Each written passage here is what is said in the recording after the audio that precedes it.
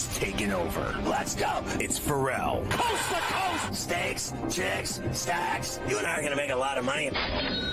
It's Ferrall, coast to coast.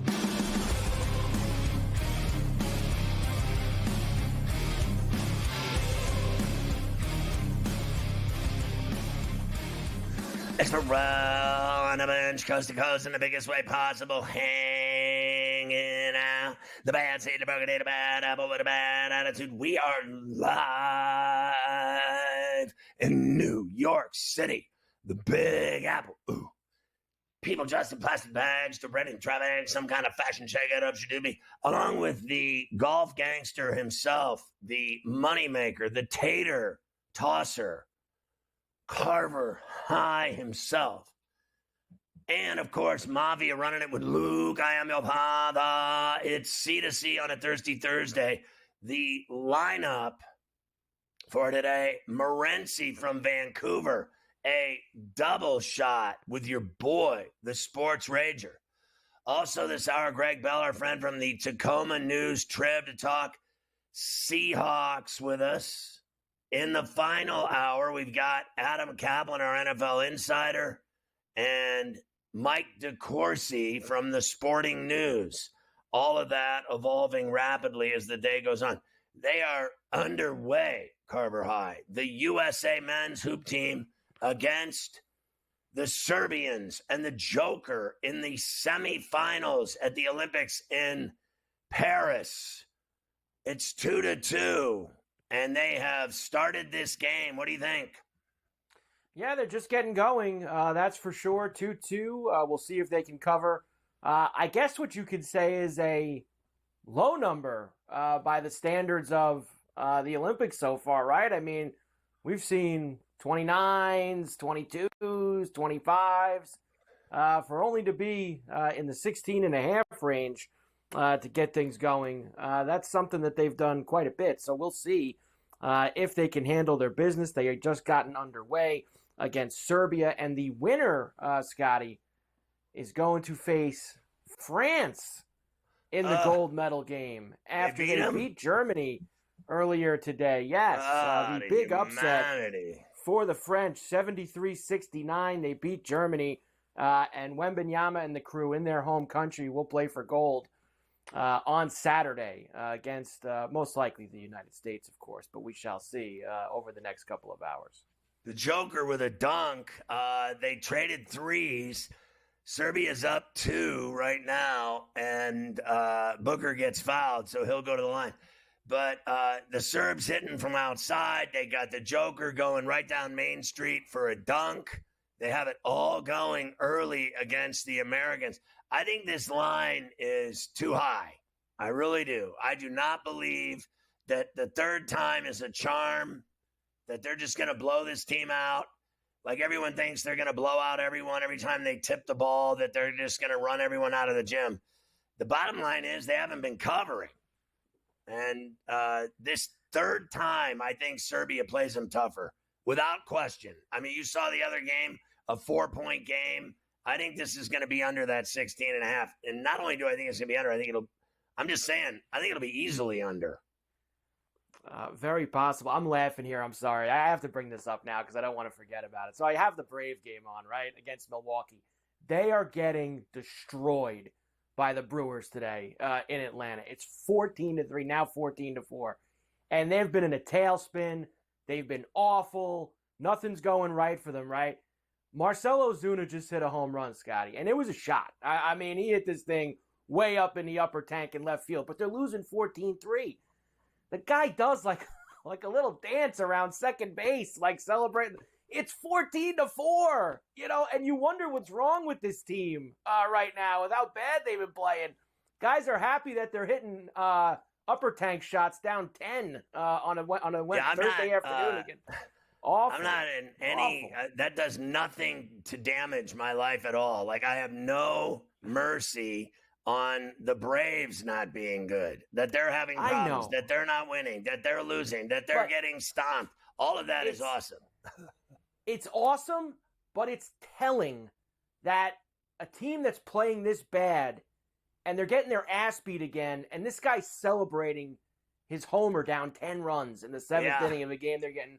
It just shows you that there's just not a lot, not a lot of team camaraderie right there right now with Atlanta as far as I'm concerned. All right, so we gave you the basketball. We're going to have our eyes on it. There's other Olympic action going on as well. Noah Lyles did not win that 200-meter, Scotty. He got the bronze. Did not win gold. I know he was a heavy favorite from the United States to win that gold medal. 200-meter, he got bronze? Bronze. Came in third. So he did not win after. They got silver in it. Who beat him? Bednarik? I'm not sure. I'm going to get you the exact results, but I just know the race just finished right before we got on. And I saw that he got the bronze medal. Bednarik got the silver. He got the silver. The guy that he wanted to beat him in the 100 and lost to him. He said, "I'm going to get him the next time," and he did.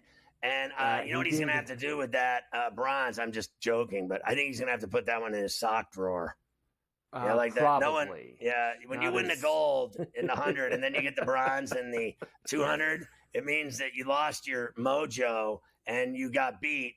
And you finished third, and like that's the maybe you give that one to the dog. Maybe that could become like a dog toy, the bronze medal. That's no disrespect to anyone that got a bronze except him, because he talks like he's gonna win every race. No one can beat him. I'm the fastest man in the world. You know what? I got to be honest with you. He is nothing to me compared to Usain Bolt. Like honestly, like. That guy was the fastest guy I ever saw in my life, and I've seen them all. I've seen every great speed runner in the last 60 years, right? And there's no one that won races like Usain Bolt, and Lyles never did what he did. He never did what he did.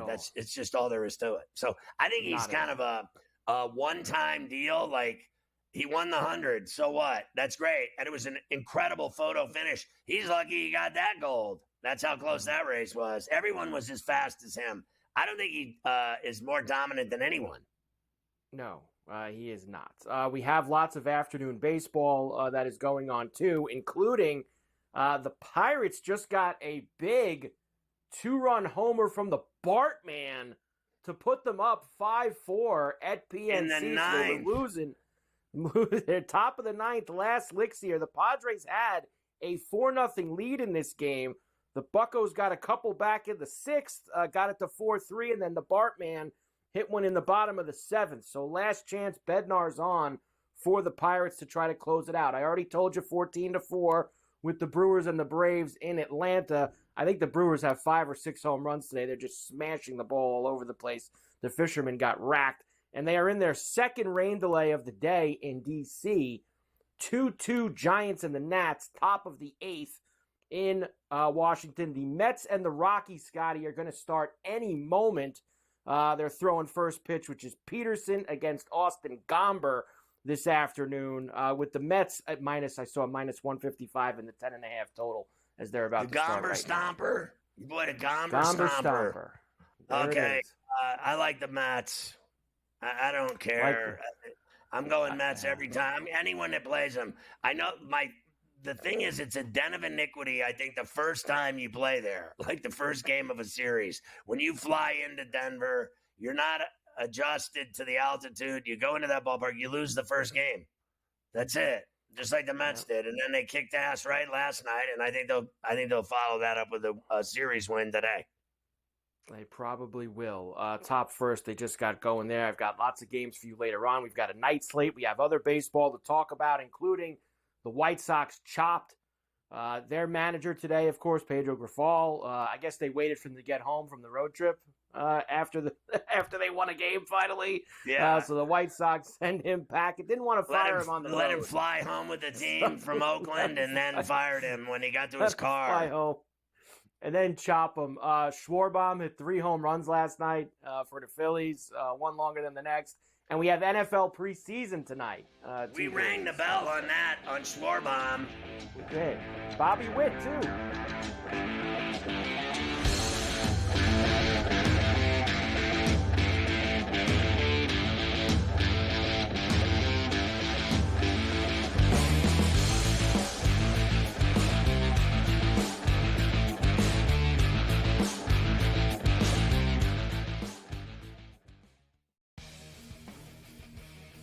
hopefully they learned their lesson. Hey, this ain't the NBA, bro. You don't have 6 fouls, and they will check you on this stuff. And Brooks has a reputation coming into this. You can tell the refs are watching them, and they were on him all the time. This was 10, 12 years ago. Canada playing Greece with that type of lead that they had. They probably would have mentally crumbled and lost that game to Greece by 3 or 4 points in the final minute of that ball game. Sports Rage Late Night, only on SportsGrid. Try and set the stage for what should be a great year of NFL action. There's a handful of teams that potentially can compete for a Super Bowl championship. Confusion and uncertainty this year more than some in the past. This team looks like it's ready to make a move, but we just don't know if it's bad or good this year. J.J. McCarthy is eventually going to take over, but it's like it's a no-lose situation for them. I mean, they suck. They were 7-10. Only on SportsGrid. That race for the Cy Young, pretty much as equally compelling and intriguing as the race for the wild card spots in the National League. And also keep in mind, this team doesn't pitch the entire season, so his ERA gets affected much, much more if he has a poor outing than, let's just say, Chris Sale or Zach Wheeler that's been there all season long. This would be a fun one to watch it play out, but the big loser last night were the Phillies and Zach Wheeler. The Early Line, only on SportsGrid. Their coach has a personality that is New York City. Tough, grinding, defensive, no holds barred. We muck this game up and we make you play it our way. And Tibbs has been rewarded, and he should be rewarded for what he's done with the Knicks. Betting above the rim, only on SportsGrid. Oh, what's up? You watching the game? Or maybe the one later? Put a little BetMGM action on it, and now any game becomes the game. When you got overs and unders, you're in it every time they throw the ball, kick the ball, dribble the ball. They just not even a ball. Who needs a ball? Now that bet's got you watching every inning, half, round, period, set, hole, a lap. Right from the edge of your seat. Hit them with the promo.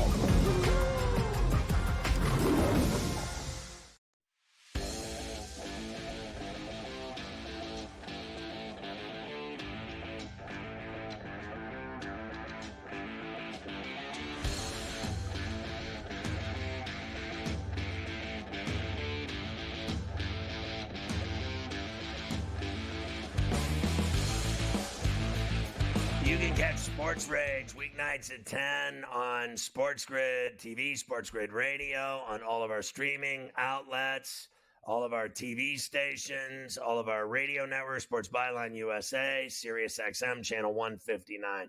And you get him twice a day on Coast to Coast, a double shot with us here from Vancouver. So Lyles lost in the 200 meter, the 3-time world champion in the 200.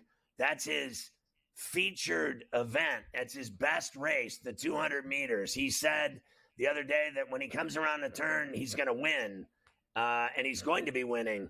And then he got his ass beat, and then he got a bronze. Bednarik passed him and got the silver. And now there's a story out. I guess this is the excuse time that he has COVID. What's next? He chipped a fingernail? I mean, like, honestly, like, I don't want to hear it. If you had COVID, don't race. Well, I'll tell you what.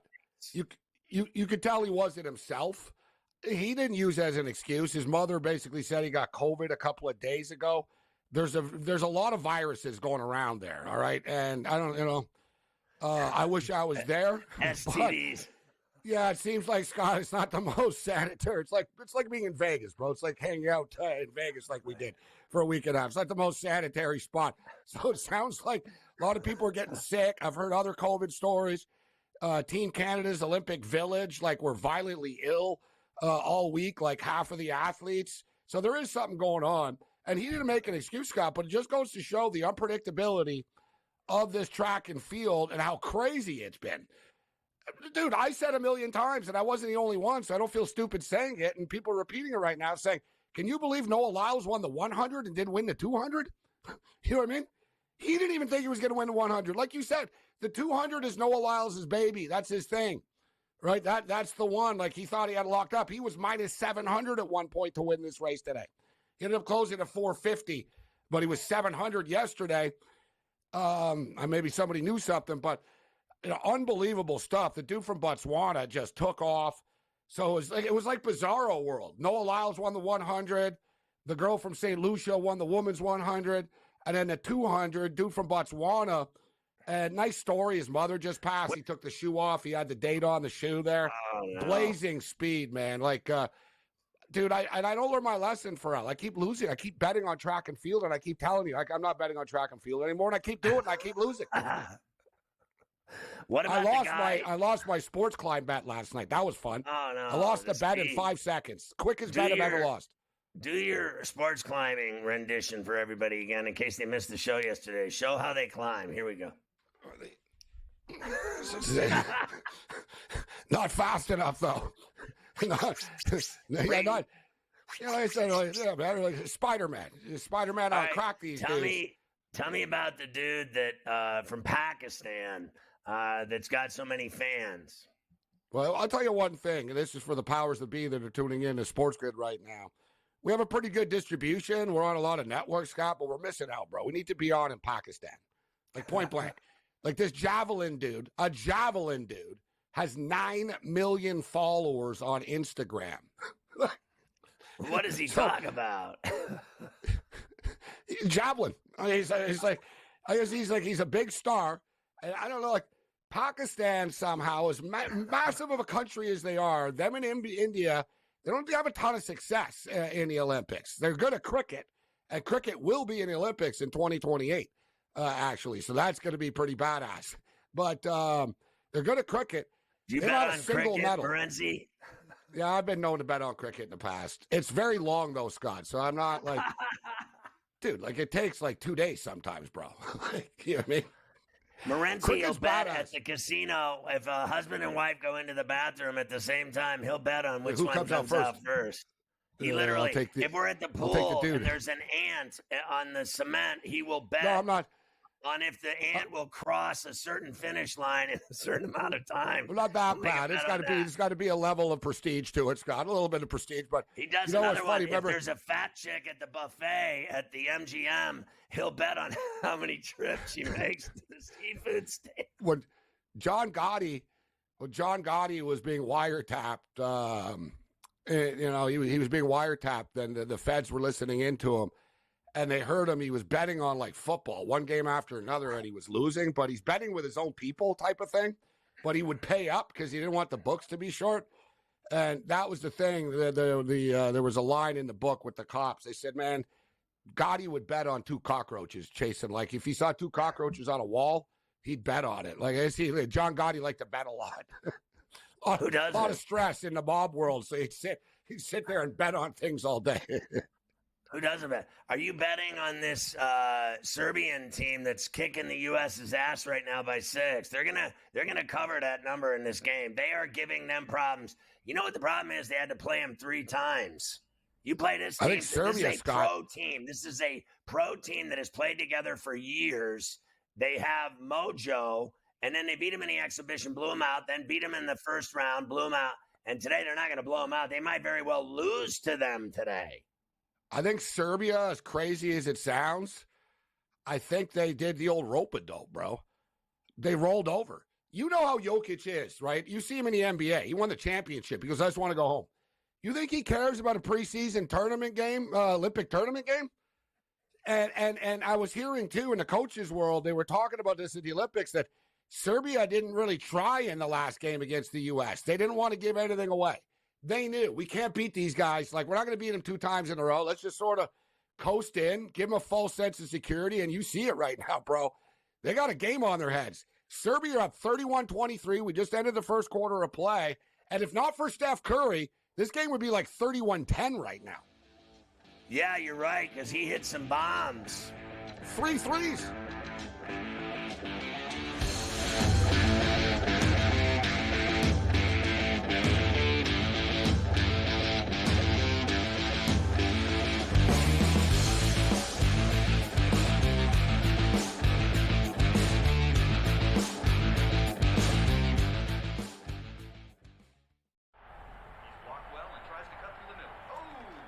Your gut says Miami is going to win, and you should take the over.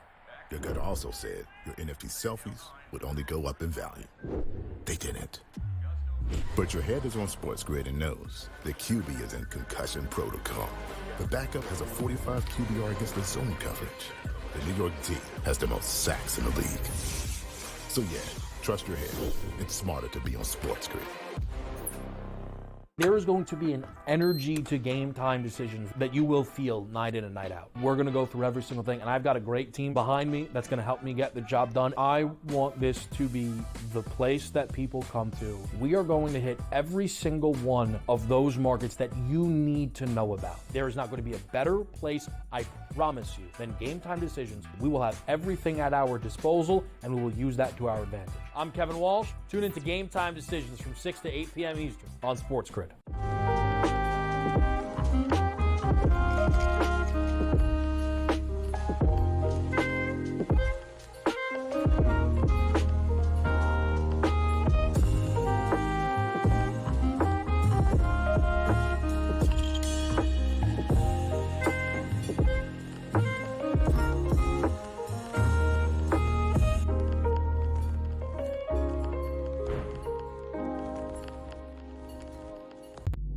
If the U.S. gets to a bad start and they're down or close, I may double down on the second quarter because I know that that's when Steve Kerr is going to want to either A, if it's close, like, open it up.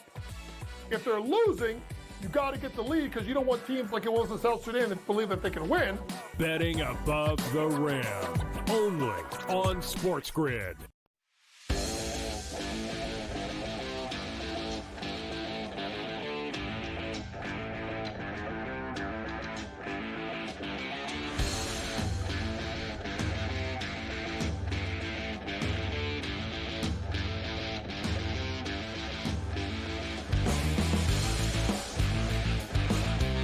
Listen, Morency, it's not like I'm some kind of expert on global affairs, but I will say this.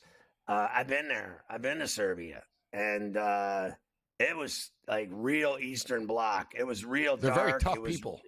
I mean, hardcore, like every single person wearing leather and just, they mean, like a bad mob movie. Like, honestly, like I was scared to death everywhere I went. So my dad lived there.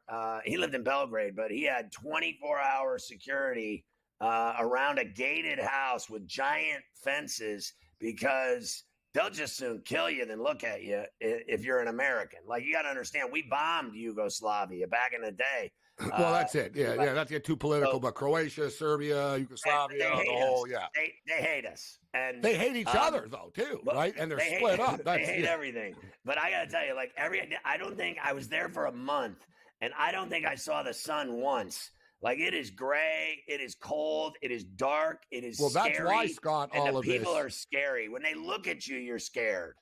That's why, like, if you look at the other teams in the tournament, Canada are just a bunch of multi-millionaire NBA players. It would have been like an NBA All-Star game, with the Americans with a deeper roster. Germany, same thing. Germany have, 4 or 5 NBA guys, some EuroLeague guys, a little bit more, grew up in a little bit more comfortable situation. Serbia, Scott, as we were talking about, it's the one team, like, they're not going to mentally wilt down, bro. Like, they won't be like, oh, Anthony Davis wants to rebound. I'm like, you see, they're killers. They're taking it to the rack. They're dialed in. They're focused. And another thing I'd be a little bit worried about if I was the U.S. as this game goes on, the officials.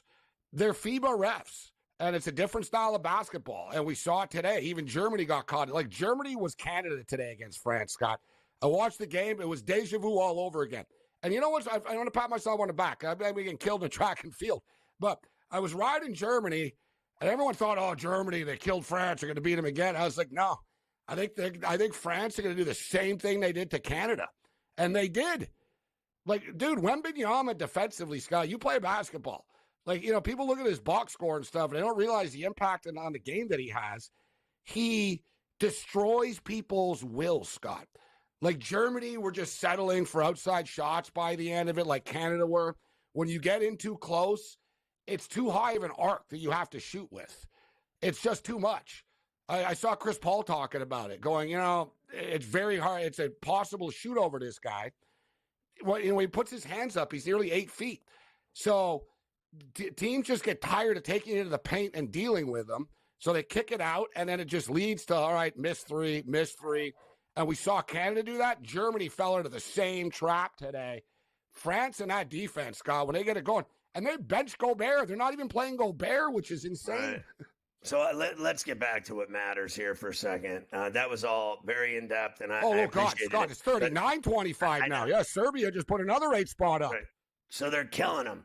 And then the thing I want to get into is that I actually think that I could, as a movie director, in a side hustle, I think I could get Morency in Serbia playing like an operative, because he looks a little, you got the bald, the look, you got the Eastern Bloc look. I'm looking on the bench standing up here right now. They're coming over. I'll be high-fiving everyone. He's like a mafia guy. He could be intimidating. He can have a nasty look, leather jacket. I know some smoking Serbs. doobies. Yeah, just don't upset cocktails, them. Don't talk politics. Driving a Porsche. In Serbia, being a mobster, I think I got a movie with Morency starring in it over in Belgrade and in Serbia. Honestly, I really do. I think you've got potential. It's a great country in Europe. Actually, is Portugal. Great place. That's That's where I want to live. Yeah, I was thinking the same thing. I was like, all kidding aside, I was going to say, Amsterdam, more my speed. Amsterdam's like Europe's Vegas. You spend a week there, a week. Portugal is L.A. without the cost.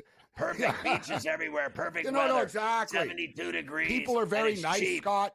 Everything's legal, recreational. Everything's like, do what you want. Like, it's a very chill, beautiful place on the ocean. And they don't Portugal. hate Very, Americans. very nice. They don't hate Americans. No. They live in a bubble. Not everybody hates America. Yeah, they do. I don't think they're big fans. They're not big fans of America. Everyone hates it. The U.S. is down 14. That's what you say about hating America. Who do you think the crowd is cheering for? Because they got France. They want Serbia in the final, not the U.S. This is tough for the U.S. Screw the crowd. All I care about is that 16 and a hook. All right, we're going to work on the movie with Morency. Have a great show tonight on SportsGrid. To Europe and back.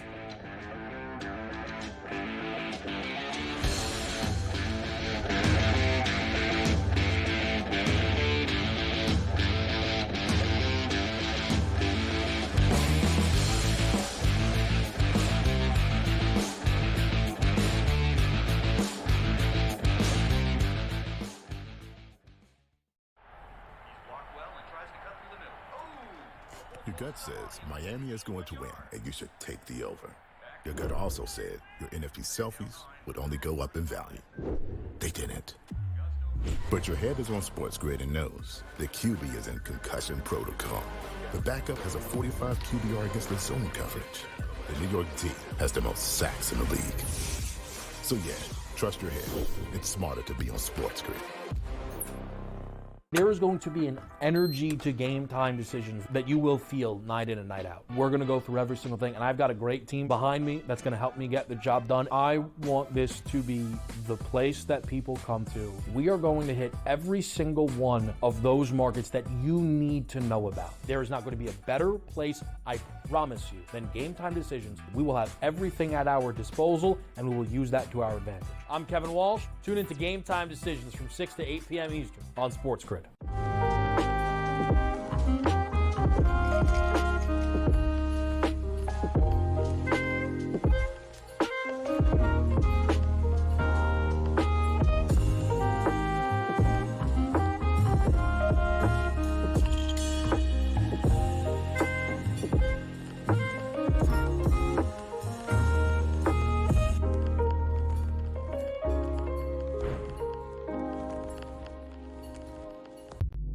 If the U.S. gets to a bad start and they're down or close, I may double down on the second quarter because I know that that's when Steve Kerr is going to want to either A, if it's close,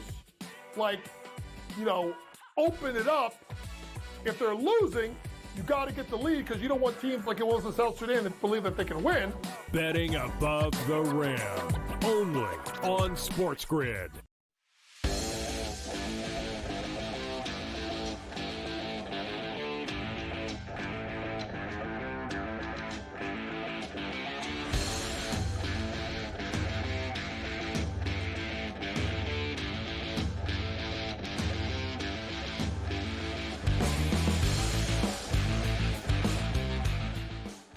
So Carver High, I don't know what he just did, but Joker's got 8, 6, and 3, and he's gonna get a triple double today. And he just got fouled. He's at the line. They're up already 42-25. So it was an and one. He got fouled, made the bucket, made the free throw, and it's 42-25. The Serbs. And listen to this. They're jacked up. They're like screaming, when they're making buckets. They're jumping up and down. Their bench is celebrating. The players on the floor, when they're scoring, they're celebrating because they are kicking the USA's ass right now. 6 ways till Sunday. I mean, they are throttling them on the boards, everything. They're shooting better. They're getting all the loose balls, 50-50 balls. They're getting all the second chances. They miss a shot, they get the rebound and kick it back out and make it. I mean, they are destroying the U.S. right now in this game, and Joker's doing whatever he wants. He's doing whatever he wants. Now, he just missed a shot, but it was a good shot. He was in the paint. It was about a 10-footer, and he hit it out the back of the iron, but he's getting to his spots, and that's an easy shot that he'll knock down 9 out of 10 times. They are kicking USA's ass. I am telling you, they're in big trouble today. I think this team, literally, you play them a third time, you got a nightmare on your hands. The other 2 times didn't matter. This is the only game that matters. The third and final meeting is going to be their demise. They're getting cooked. Where are they making up all these points, Mike? Yeah, they're going to have to make them up, that's for sure. Here's the way I see it. There's 2 things going on here, of course. Joker's dominating, which I don't think they're going to be able to stop. But if there's one thing that they can maybe change in this game, aside from themselves making shots, is Serbia's 7 for 12 from downtown. They've hit 7 threes already in this game. That's at least something. You got to take that away. Because you can't have Joker dominating you and have them hitting 6, 7, 8 threes from outside. So I think they got to find a way to start locking up the perimeter. Let Joker get what Joker gets, and you need to go and start making some buckets on the other end. It looks like a tall order. Listen, we've seen this team go on runs in some of the games in this tournament where they outscore teams 22-3, 22-5, 20, and they just need one of those at some point in the next quarter and a half. Now, if this is still going on, Scotty, when the fourth quarter starts, then I think things get dicey. They've got 6 minutes left here in the half and the whole third quarter. They need a monster run at some point because if they're still down 15 in the fourth, they're going to be in a lot of trouble. I got to tell you that the one thing that I said to Morency, I'll say to you, I cannot believe how violent this game is in the paint. Like, it is ugly violent. Like, they are throwing bodies around, and the refs aren't calling any of it. Not calling any of it. It's street ball. It's like you said, the FIBA refs, it's not like playing in an NBA game or an NBA playoff game or anything like that. They are going to absolutely let some things go. Now, they're down here. They're still minus 5.5 on the live line right now. So USA minus 5.5 with the hole that they're already in. Now, I've got 42-29 that they've got it back to 13. You might be a step ahead of me on that, but I have 42-29. But they have the ball. Like, it is turning into a football game, and your boy LeBron's looking for some contact. Like, they're losing. I think they're losing their composure too. Like, I sense seriously that Serbia's under their skin now with all of their physicality. They're playing violent, they're playing chippy, and they're throwing elbows, and they're banging and throwing bodies, and I think they're throwing moving screens. And they're like in the NBA, they call it a moving screen every time. If you are not set, you're getting the ball going the other way. Because if you're not set, they call it every time. In FIBA, it's pretty obvious to me they just don't call anything. Like, they call balls that are going out of bounds. They call obvious fouls for the shooter. But away from the ball, like I saw Bam Adebayo literally, I thought he was going to literally kill Djokovic. I mean, he was literally tackling him, and they didn't call it. I mean, it was violent tackling. He was literally had his arms around his entire body and yanking him to the ground, and they didn't call it. And then I just saw Joker run over Embiid, no call. He literally drove over him like a truck over a deer, and no call. They are not calling anything in the paint at all. If you don't have the ball, you can do whatever you want, and nothing will be charged to your room bill. I mean, you are literally getting away with murder away from the ball. And they just keep knocking down shots. So it's still a 12-point game. But I'm telling you, it's the thing I'm noticing is the away from the ball physicality. Like, it's literally guys are getting macheted and nothing is happening. And then I'm watching this guy Curry just shooting bricks now. I'm like, what is happening here? Like, you know, it's funny. The guy never misses in the NBA, but when he's playing in the Olympics, he's bricking. This is the first game where he's actually making shots. He's 5 for 7 from behind the arc. I told you I was chasing him the whole tournament to score 20 points. He was plus 920 to score 20 today. He's got 17. And then Serbia hits another 3. Like, they're doing whatever they want. That's where they're doing whatever they want. I know they need to get offense right now with how they're down. I think you need to have Holiday, Bam, your best defender. Now there's a fight breaking out. Uh-oh. We got a fight. What do we got and here? LeBron's in the middle of it. There's a fight breaking out. Boy. LeBron's in the middle of it. Bogdanovich is talking to him. They're arguing. He's arguing with the ref. He's screaming. Everybody's screaming. Oh, God, humanity. It's getting out of control. This reminds me of, you remember when they lost to the Russians, when the FIBA fixed the Olympics and they lost to the Russians and gave them the extra possession and they lost? You remember that? That dirty? Yeah. We got a little of that going here today. Now, listen, obviously, you and I are for USA. We want them to win and everything else. Right. But I'm telling you, that for me, I got to be honest, this is a way bigger story if they lose. Like, no one cares if they win. If they lose, they're never going to live it down. They'll never live it down. Of course. If they win, nobody even remembers that they won. They lose, you always remember that they lost. It's just like the team in, in Athens? You remember that they lost because they're the only ones who have since the Dream Team stuff started. I was there. I was there when they lost. That was a gutless performance. But look, right now they're getting outplayed. And I'm just saying, I'd get your best 3-point defenders. You got to keep Holiday in the game. Even White. White's a good 3-point defender. I'd have him out there. It's not like those guys can't score. They need someone who's going to stop the other side. Listen, right now. Do you see how fired up they are? They are so into this. They are having so much fun effing with the Americans. They're up 15. Every guy on the bench is a cheerleader. Every guy going in the game gets patted on the ass and on the head. Everyone's high-fiving. They're enjoying themselves. They know that they are up 15 in the second quarter of a semifinal at the Olympics against the alleged best favored team in the world. Far and away, the best team in the world is the U.S., and they're kicking their ass, and they are enjoying it, and they're getting away with murder with fouls. Both teams are getting away with murder. But this is a much bigger story if they lose than if they win. It is.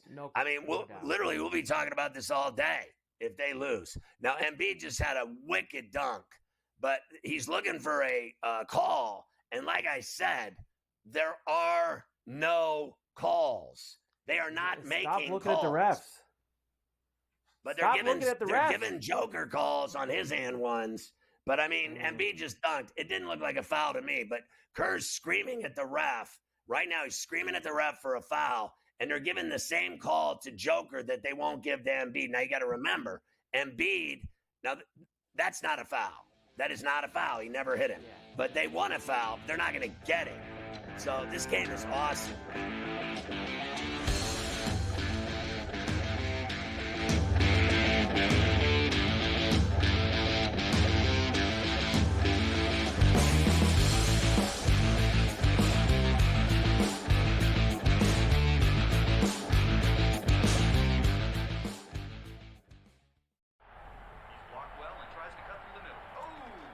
Your gut says Miami is going to win, and you should take the over.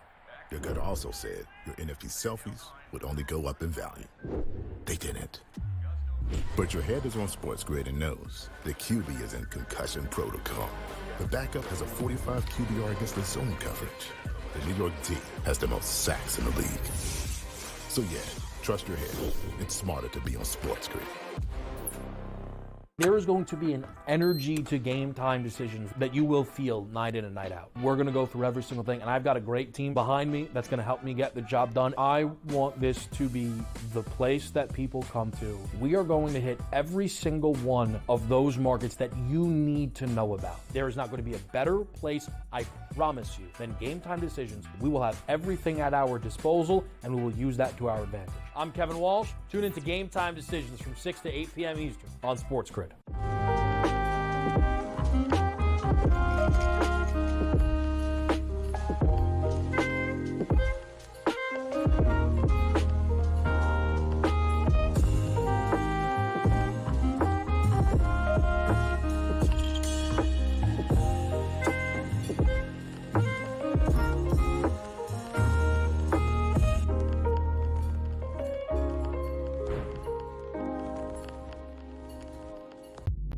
If the U.S. gets to a bad start and they're down or close, I may double down on the second quarter because I know that that's when Steve Kerr is going to want to either A, if it's close, like, open it up. If they're losing, you got to get the lead because you don't want teams like it was in South Sudan that believe that they can win. Betting above the rim, only on SportsGrid.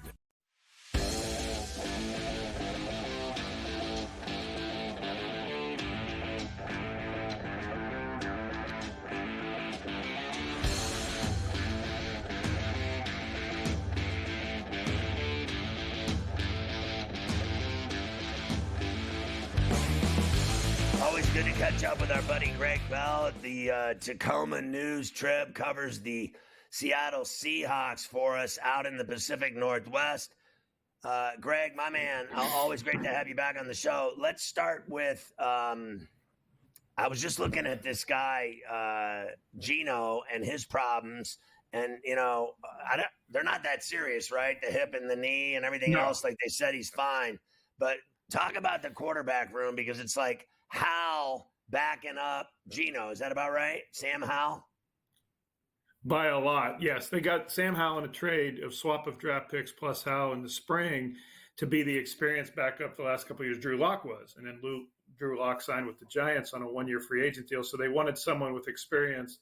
Of course, Sam Howell just started last year for the Washington Commanders, 4-13, 21 interceptions, led the league, threw more passes than anybody because the Commanders were always losing, 612 passes.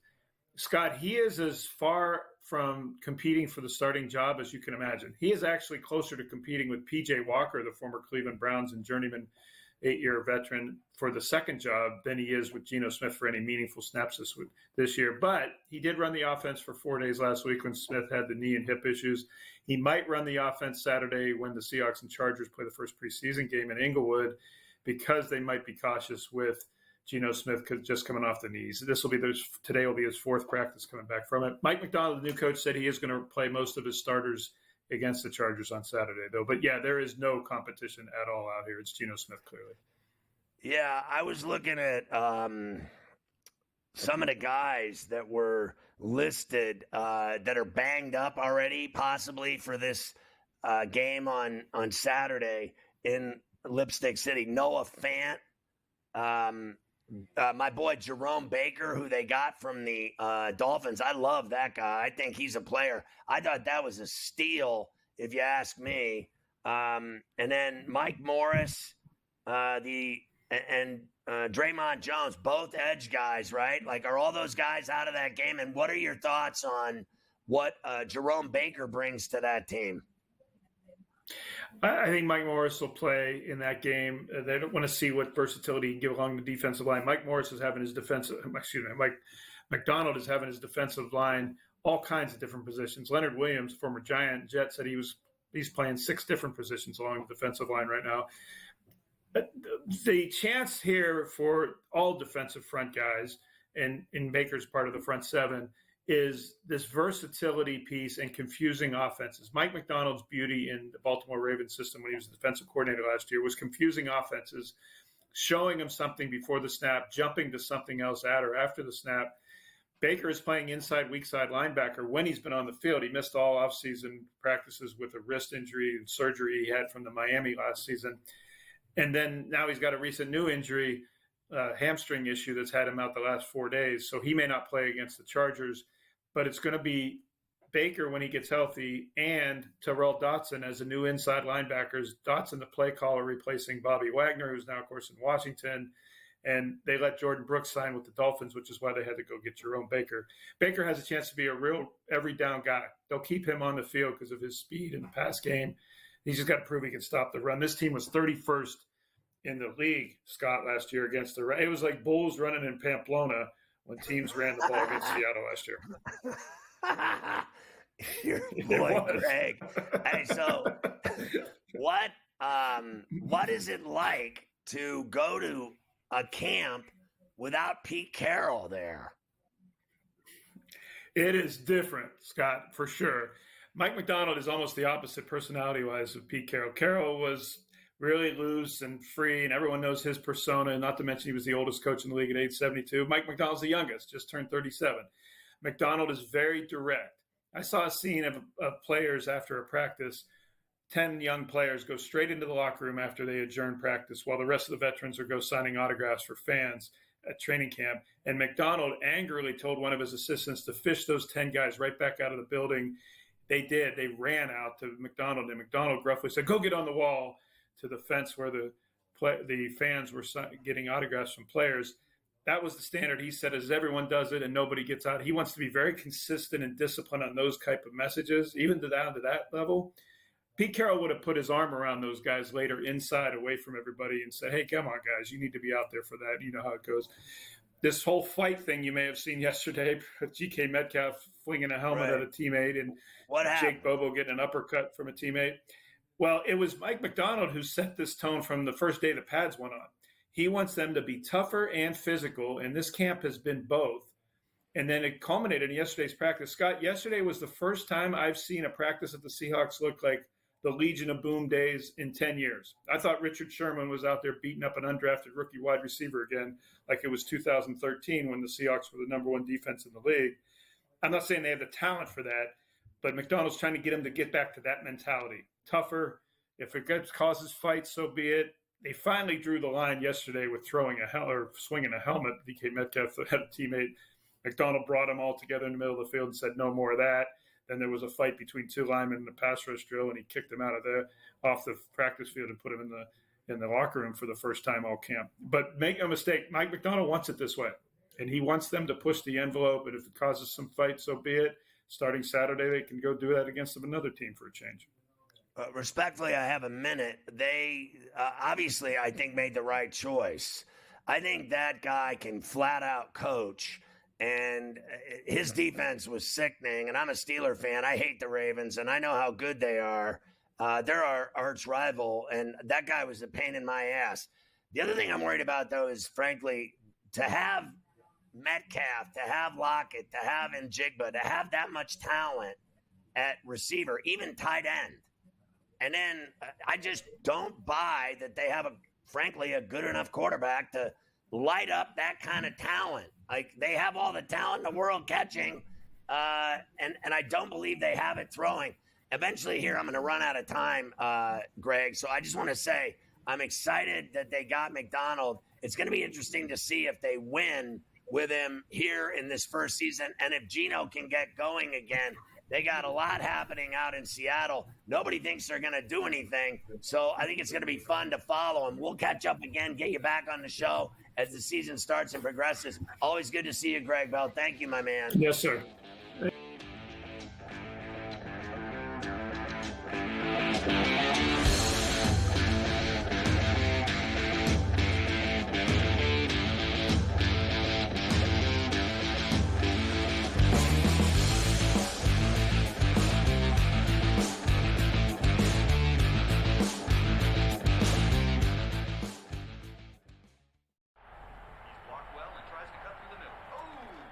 Your gut says Miami is going to win, and you should take the over. Your gut also said your NFT selfies would only go up in value. They didn't. But your head is on SportsGrid and knows the QB is in concussion protocol. The backup has a 45 QBR against the zone coverage. The New York D has the most sacks in the league. So yeah, trust your head. It's smarter to be on SportsGrid. There is going to be an energy to game time decisions that you will feel night in and night out. We're going to go through every single thing, and I've got a great team behind me that's going to help me get the job done. I want this to be the place that people come to. We are going to hit every single one of those markets that you need to know about. There is not going to be a better place, I promise you, than Game Time Decisions. We will have everything at our disposal, and we will use that to our advantage. I'm Kevin Walsh. Tune into Game Time Decisions from 6 to 8 p.m. Eastern on SportsGrid.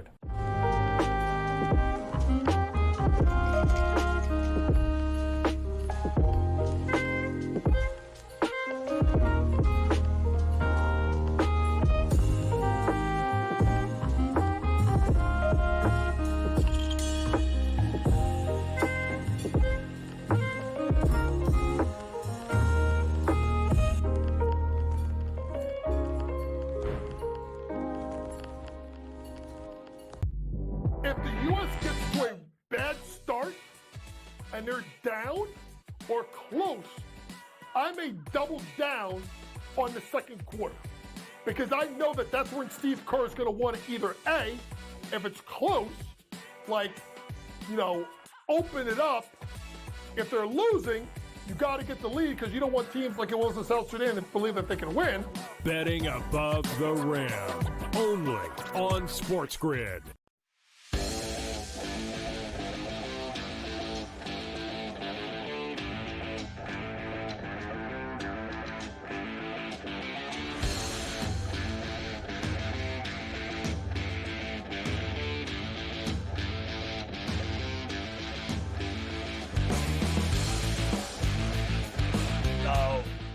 A guy asked me, I was balling last night, and a guy asked me, he said, Ferrall, what do you think's bigger? I mean, the birth of your children, like in your life, or that first bet 1,500 you're doing on BetMGM on the grid? A guy at the basketball asked me that last night. He goes, I listen to your show on the radio when I'm driving, and I'm always hearing you talking about this 1,500. Do you think that the birth of your children was bigger than the first bet 1,500? And I said, no, I don't. I think, the birth of my children was sloppy. It was disgusting. I thought there was a lot of fluid on the floor in the hospital operating room. I thought that my music selection with Dr. Manny from Fox and Friends, who delivered my children, I thought playing Metallica, Ride the Lightning, was a great album choice for the delivery of my son. And then my daughter, I did a different album, obviously. But it was never bigger than the BetMGM first bet 1,500. Do you know that you can get this in 4 easy steps? 1, just download the app on iOS or Android or go to BetMGM.com. 2, open an account, put 10 in, boom, you're off and running. 3, make a bet for $1,500 on anything. If you lose the bet, they're going to give you $1,500 in bonus bets into your account once that wager is settled, the one that you lost. 4, you got to wait till it's done, right? When that wager is lost, let's say you bet $1,500 and you lose the bet. When the wager's settled and you've lost, all of a sudden you're going to see, boom, like magic, like Houdini over here. You're going to see $1,500 in your account. $1,500 back in bonus bets in your account. Of course, that is more important than the birth of my children. Having anyone give me $1,500 to play with on my, gambling addictions is just a friend of the family. Clearly more important than the placenta and cutting the cord and all of that. Wearing gloves and a hat, that I had to wear these socks on my shoes. It was just a long day. That was a long day, a dirty, long day. I like betting more than I like watching women deliver babies. I got to be honest. There's nothing wrong with that. That's for sure. Does that make me a horrible person? I mean, I don't think it does. I don't think it does. I think you're going to be okay. That's for sure. We will save the baseball for the top of the hour. I will tell you they are at the half. 54-43. Serbia leads the United States. Live number is U.S. -4.5. So you're still laying 4.5 with them down 11. here as they start the second half, Scotty. Curry, of course, had the big numbers for them in the first half as he had 20. And you're right. I was saying before, they keep showing the highlight package in halftime, as I've got it flipped on here now, too, of him doing the shimmy and the look away over on the side. They got to start worrying about winning the game at this point. That's really what matters here for them. He's got 29 for LeBron, 7 for Embiid. And while you were talking to Greg, I noticed Embiid just chuck up like 2 awful shots while you were talking to him. He just chucking the ball up there. The Serbians have hit 10 threes, Scotty. 10 threes in the first half. That right there for me is what has to change if they're going to win and this the game. U.S. has hit 9, so it's a 3-point shooting arcade. And I'll tell you what, it's a very violent game in the paint and around the wings. There is no calls being made in terms of physicality stuff away from the ball. If you're away from the ball, you can literally mug whoever you're guarding, hold them, tackle them, yank them, trip them, kick them, knee them, punch them, do whatever. They're not calling it. Guys are in the paint going for loose balls, rebounds, second chances, violence, bodies, elbows flying, guys on the floor getting stepped on. There are no calls. So they are letting them play. And the guy with the ball, it seems to me, and I'm just being straight up, when Joker has the ball and goes into the 10, he gets the call. When anyone else has it, they're not getting the call. So I think everyone there wants Serbia to upset the USA, including the refs. But I'm going to tell you, I do not think the game is crooked. I think they're flat out kicking their ass. The way they're pick and roll, the way they're shooting threes, the way they're not turning the ball over, and the way they built the lead and then never really lost it. They had it up to 15, and then it ended at 11. Mike, I do not feel like this team is in trouble at all. If they keep doing what they're doing, they're going to win the game.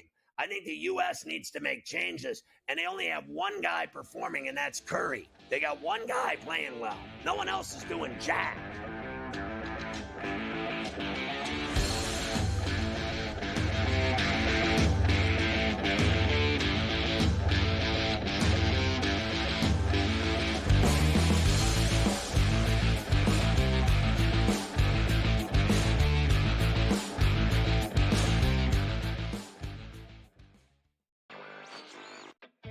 The silver and the bronze.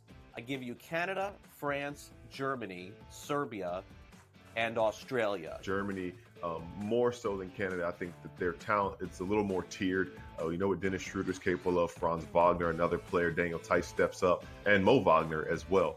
They're built to really take advantage of the mistakes that Team USA makes, and they can make the effort plays. Newswire, only on SportsGrid. Try and set the stage for what should be a great year of NFL action. There's a handful of teams that potentially can compete for a Super Bowl championship. Confusion and uncertainty this year more than some in the past. This team looks like it's ready to make a move, but we just don't know if it's bad or good this year. J.J. McCarthy is eventually going to take over, but it's a no-lose situation for them. I mean, they suck. They were 7-10. Only on SportsGrid.